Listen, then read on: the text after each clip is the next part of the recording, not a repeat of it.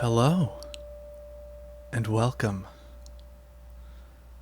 This is the final episode of Through Lidless Eyes rewatch of Evangelion, and today we'll be talking about Evangelion 3.0 plus 1.01 Thrice Upon a Time, exclusive to Amazon.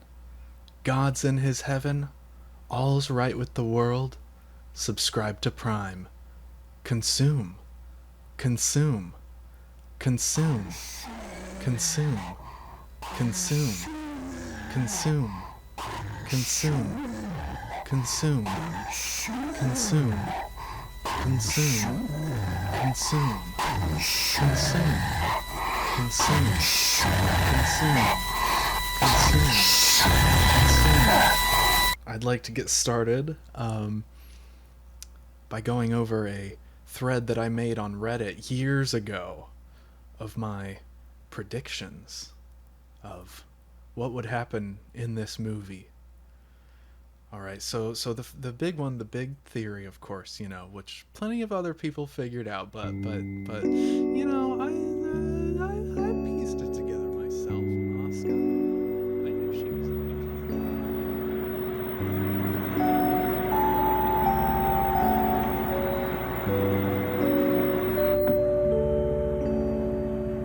Evangelion used to be something I loved.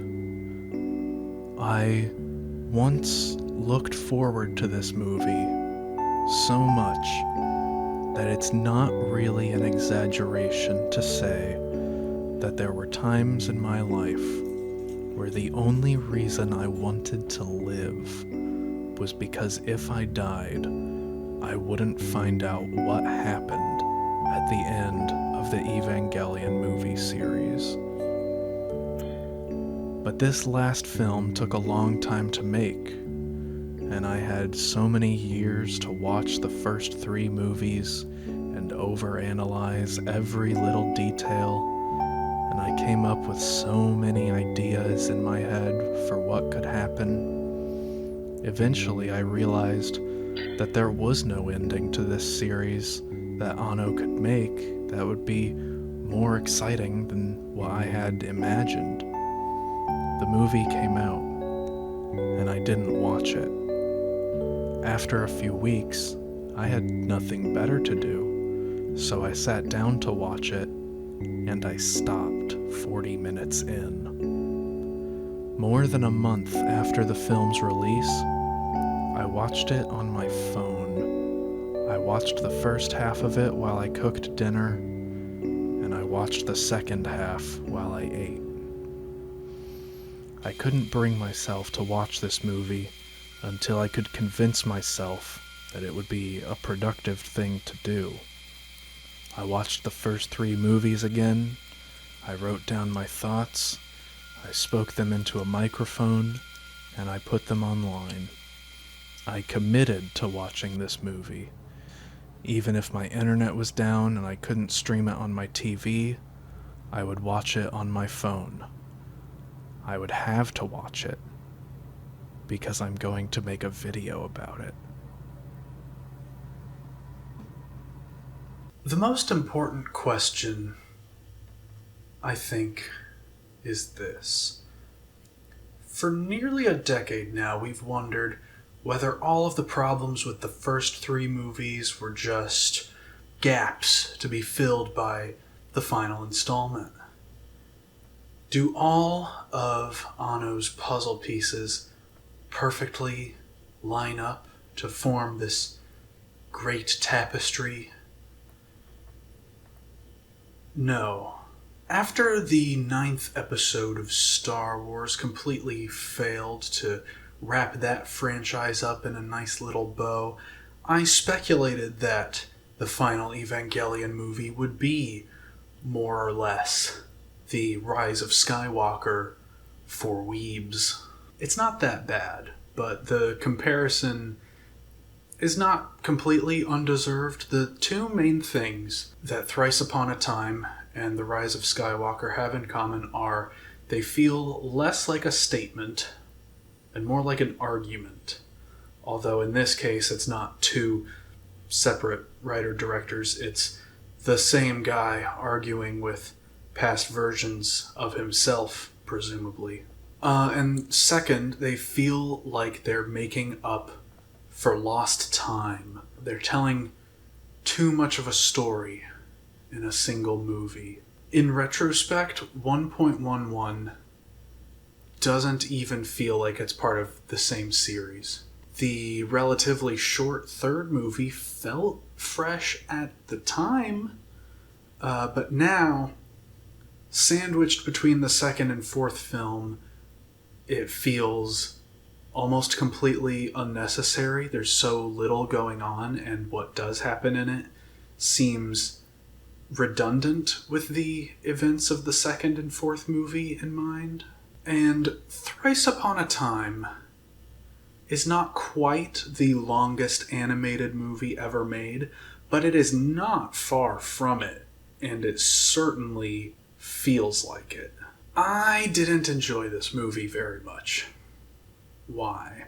I guess we can begin on the sort of most surface level. Visually, it's not great. I generally think that the use of CGI in Rebuild of Evangelion has, across the board, been some of the more tolerable CGI in anime, but that doesn't really mean that I think it's good. In fact, there's actually a particular use of CGI in this movie that you could describe as intentionally bad.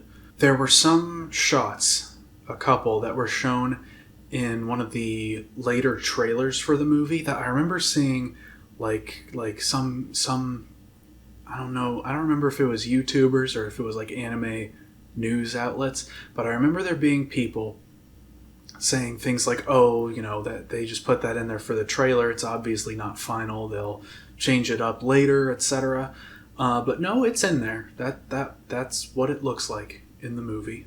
Now, it is part of a sort of, I don't know what you'd call it, maybe a joke or a fourth wall break or something, but there's a point to it. I don't know if I should tell you. It's not a story spoiler, but it was genuinely like one of the few entertaining surprises in the film when it becomes clear why it looks like that. I mean, if you know sort of like what Hideaki Anno's deal is, what other films he's directed, and what films he's into, it's not something that's going to be too shocking, but it's a cute little moment. That's all.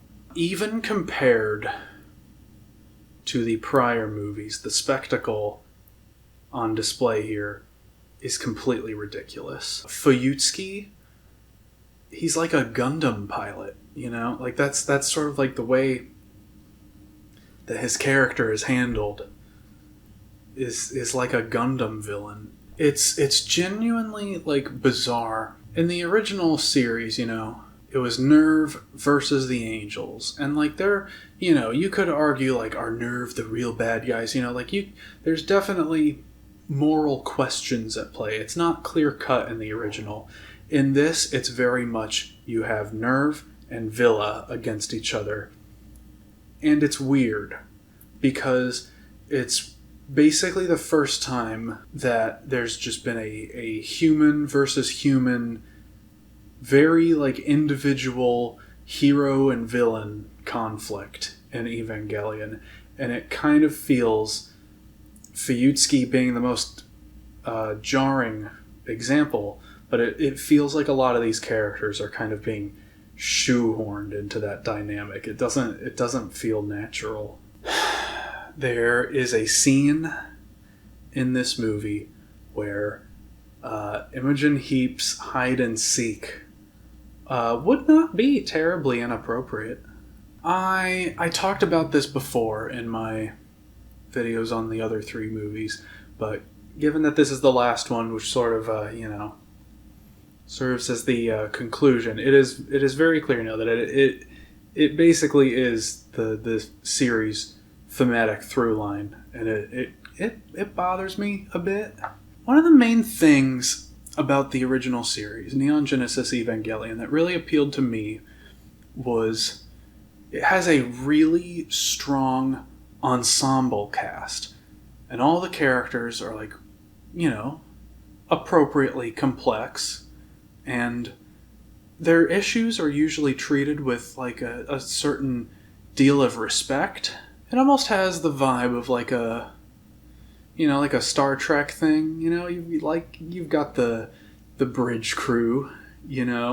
Pretty much every side character gets their moment in the spotlight from time to time, but the rebuilds are very focused purely on the main cast, and it just has like an outright callous disposition to anybody dissatisfied with anything. Like early on it's vague, like this attitude is usually only expressed directly towards Shinji, and it's usually, simple things like, oh, you're naive, you need to grow up, you can't change the world, change yourself, bucko. But then in the later movies, it gets a lot more specific. Like there's multiple scenes, I think at least 3, off the top of my head. There might be 1 or 2 I'm forgetting, but I know there are at least 3 scenes in these movies where the lowly Class D workers, complain that they're understaffed, inexperienced, and don't have the proper tools or the time that they need to get the job done.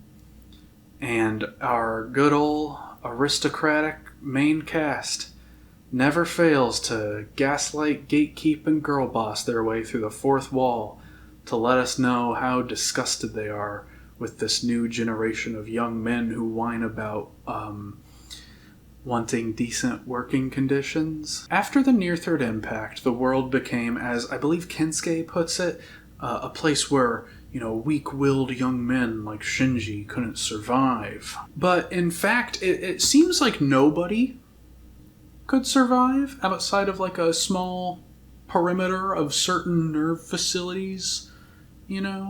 A lot of people die in these movies. How many? Billions? They say half the world's population. And seems like most of the rest of them are gone too. This is a world where the oceans are stained with blood, and now by the time you get to the 3rd movie, just about the rest of the world's red too. Like, how many characters, main characters, I guess I should specify main human characters to eliminate, people like Kaoru. How many main human characters die in Rebuild of Evangelion? I think it's literally just Kaji. And that happens off-screen during a 14-year time skip. In fact, how many on-screen deaths are there, period, in these movies? I'm not saying that it needs to be more violent. There's certainly, as I said in my video on the 2nd movie, there's no shortage of blood and guts in these movies. It's just not human blood and guts. Nor do I want to say that, like, killing characters inherently makes a story better. It's just that for a series of films that is so concerned with survival to the exclusion of all other facets of life, of joy, of comfort, just taking all the pain life gives you without complaint, it sure seems unconcerned with ever telling the stories of anyone who didn't make it. I wonder if there's a term for that. We never see bodies. We see skulls. And we see unused tanks, rifles, and bicycles. Shinji is not the only one hurting inside. But he is the only one that the camera ever points at who gets punished for visibly hurting on the outside.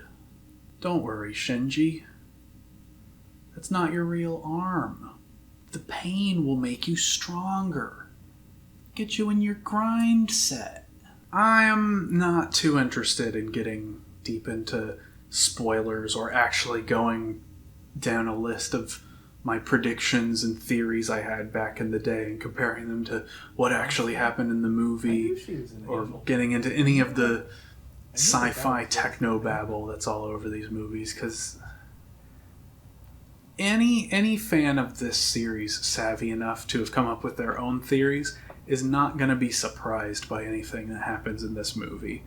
And at the end of the day, is that really what this is about? I think, most importantly, the movie simply came out too late. It passed several thresholds of overdue. It came out past the peak of my anticipation for it. It came out past the point where I accepted that I would probably be disappointed.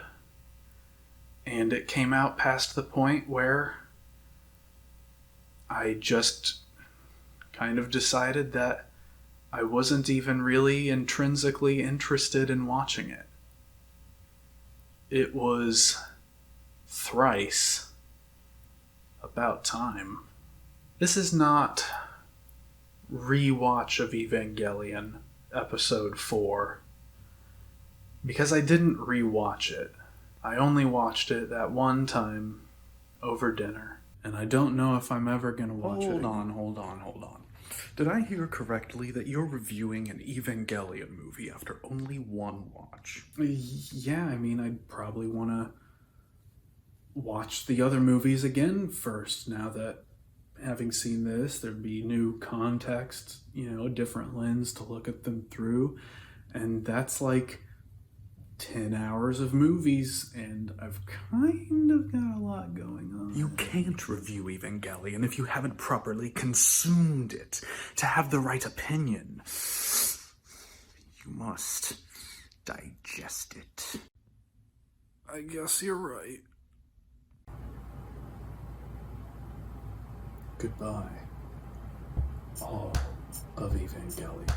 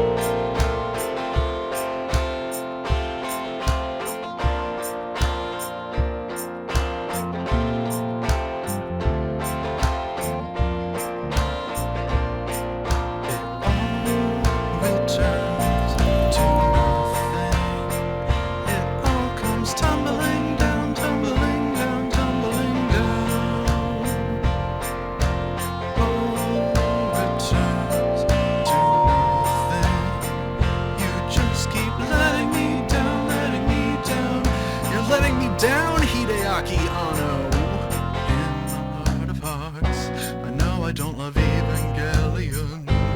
I've lost everything,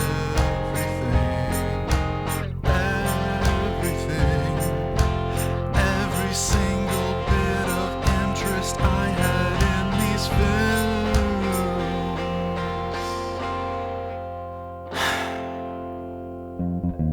I wish that I could turn back time to summer 2009.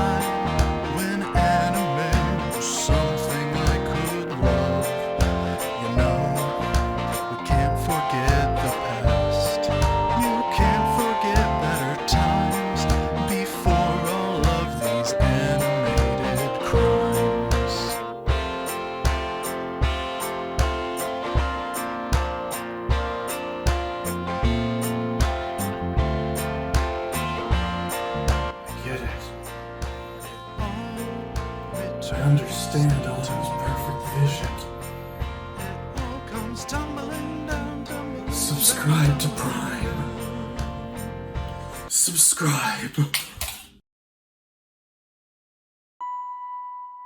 Thank you for putting up with my terrible cringe bullshit. If you liked this for some reason, make sure to comment, favorite, subscribe, like, or even dislike. Just show that you care in the boxes down there. But seriously, goodbye.